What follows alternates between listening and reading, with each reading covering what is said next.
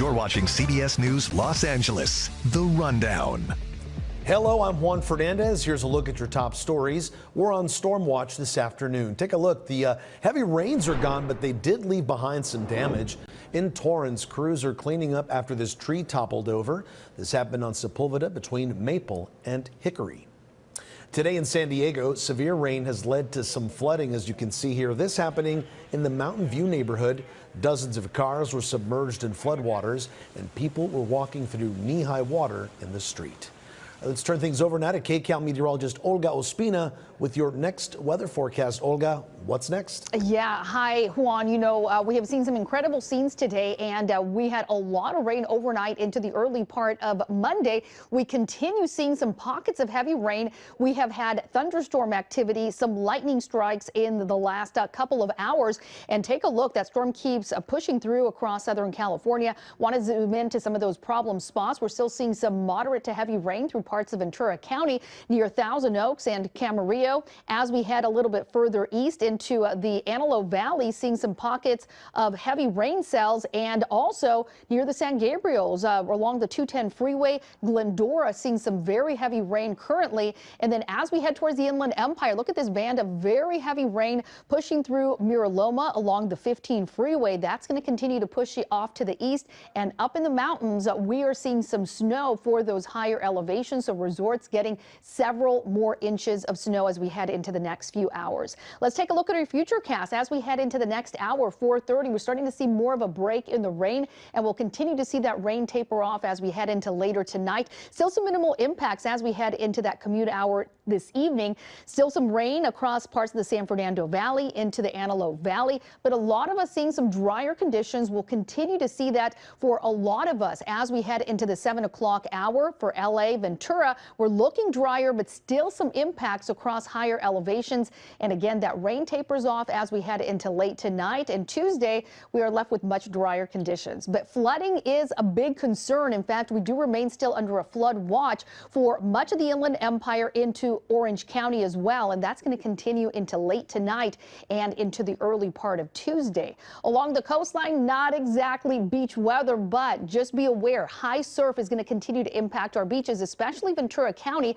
4 to 7 foot surf, dangerous rip currents, and this is going to start up early on Tuesday, continuing at least until Wednesday afternoon. So let's talk about what is next in our forecast. Some changes as we head into the next few days. We're going to be drying out already by tomorrow, and then we have this ridge of high pressure that's going to be building in right behind this storm that's going to be impacting Northern California into parts of the Central Coast. We have a slight chance of getting a few showers for the mountains of Ventura County, but really most of us will remain dry, and we will remain warm as we head towards the middle end of the week as high pressure starts building in. Potentially, we could even be talking about some Santa Ana winds over the weekend. And look at this nice warm up. We are back into the mid to upper 70s by the weekend and into the early part of next week. Juan. What a change. All right, Olga, thank you.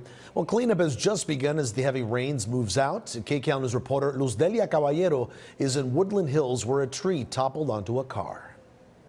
It's been raining on and off here at Woodland Hills, and the result of that, toppled trees, and this one causing significant damage here in the Woodland Hills area. As you can see, this tree is going absolutely nowhere. Take a look at this. I mean, smashing the glass, falling on this car, and it's been like this since at least 6 o'clock in the morning.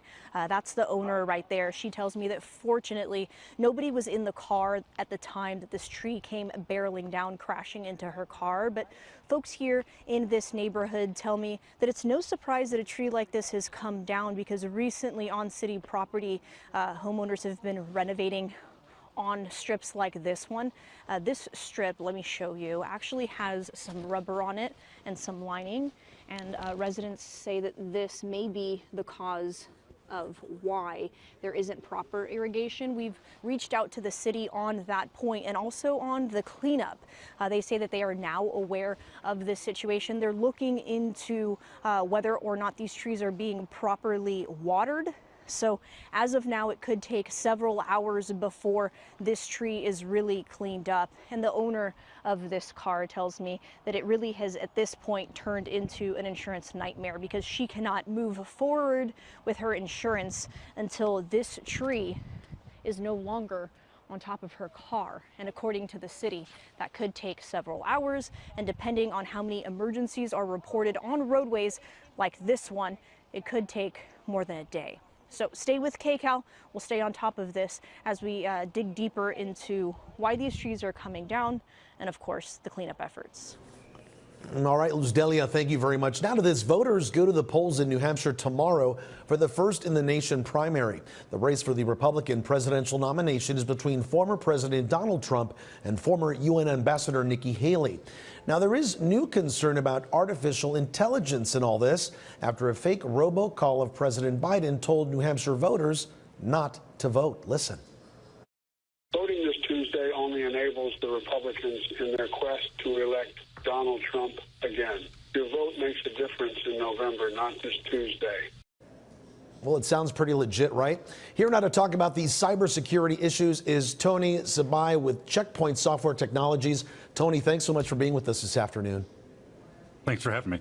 Tony, first up, why should people be concerned with an incident like this? And do you see more of these types of messages or images popping up ahead of the November election?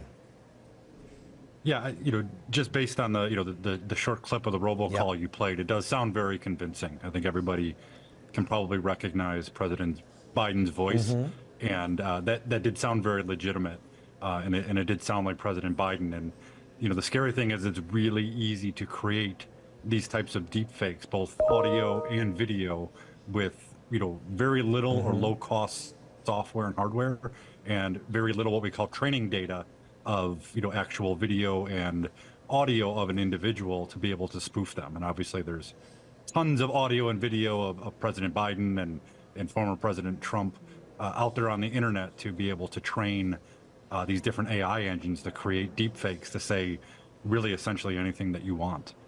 And Tony, as we've been saying, it sounds so legit, it sounds so real, especially at first glance, at first listen. What do people need to look out for to protect themselves?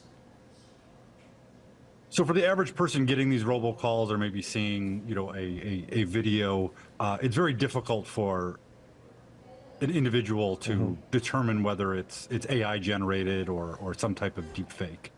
Now, a lot of it just has to come down to common sense. There's really no reason for President Biden to record a robocall telling people not to vote. I know there's been some consternation between the Democratic National Party and order of primaries and people telling people not to vote and do write-in candidates because Biden's not on the ballot for this, primary for a variety of, legal reasons. But you really have to use common sense as a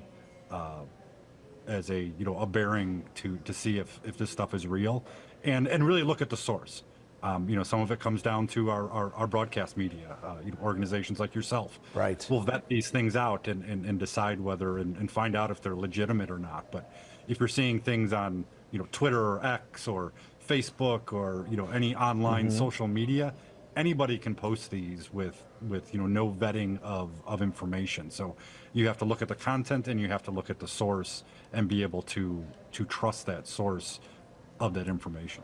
Yeah, that's scary because, I tell the seniors in my family to be weary of everything, not to pick up the phone if they don't recognize the caller ID, to not answer certain questions on the phone. So if you're weary of everything, again, use common sense, but it's tough, right? I mean, you see something like this, you hear something like this, you could actually be fooled to believe it's true, right? Absolutely, and they're very convincing, and it's very difficult to find out whether it's AI generated or not. Now, I can pick up some, weird cadence and some, very abrupt ending of sentences, but that could also be, done in editing. I mean, you guys edit videos all the time and, cut things off to speed things up, and they're legitimate. But, there's some telltale signs, but, for not even the average person, even for a technology expert, they're almost impossible, especially with audio, to find out if they're deep fakes or not. All right, we've talked about some of the negative aspects of all this. Can AI, though, actually prove to be helpful for the campaigns? So from a campaign organizational standpoint, I mean, AI is being used to decide which voters to reach out to create content. So there's a lot of good uses of AI, even if it's AI generated content, whether it's video or audio. It could still be valid information. It just could be AI generated. But these types of this is essentially fraud. This is someone trying to suppress voter information and voter turnout. The legality of it, is a little bit up in the air too, as far as how legal this stuff is and whether there's any retribution. A lot of times it's very difficult to find the perpetrators of this, and sometimes they're being done from outside of the U.S. So there's really not a lot of recourse with the technology that's out there today. I can robocall from anywhere in the world to anywhere else in the world. So, but AI can be used for good. It can be used to generate content. It can be used to generate better messaging. We use AI, all the time for not just good in cybersecurity, but just to make our lives easier. So there's a lot of good uses of AI, but there's also the ability to do a lot of fraud and really just put out misinformation. It's not just robocalls and videos, but it could be ballot stuffing, fake videos or pictures that you put on the internet and post on social media to say, hey, look, there's election fraud. Look, there's somebody stealing ballots, and you could create AI photos to do that. Right. Well, Tony, let's hope people are going to be using AI for good, and I'm sure we're going to be talking to you again down the line, because there isn't a week here in the newsroom that AI isn't part of the conversation at some point. So thanks again for your time, Tony. Absolutely. Thank you. All right. Moving on here, a massive illegal fireworks show over downtown L.A. KCAL News reporter Amanda Starantino has the latest on the investigation for us this afternoon. I'm Amanda Starantino in downtown LA, and what you're looking at right here, what's left over, some crazy fireworks show that happened last night in this parking lot on the corner of Alameda and Temple, actually right across from a federal building right there. And police are just trying to figure out what happened here. So they're coming back, they're investigating. You can see some more of the debris that's left behind right here of this illegal show that happened for at least 5 minutes. It woke up all the neighbors here around 10:30, 11 last night, and the videos are unbelievable of this fireworks show that seems to be deliberate and planned, but no one knows who did it or why. So we're looking into that. Police investigating now. I talked to them, I talked to neighbors to figure out what exactly this was, but the videos are just unbelievable to think that this just happened out of the blue. We're gonna have that coming up on KCAL. All right, Amanda, thank you. This has been CBS News Los Angeles, The Rundown. Thanks so much for joining us. I'm Juan Fernandez. We'll be back live at 4 right here on CBS News Los Angeles.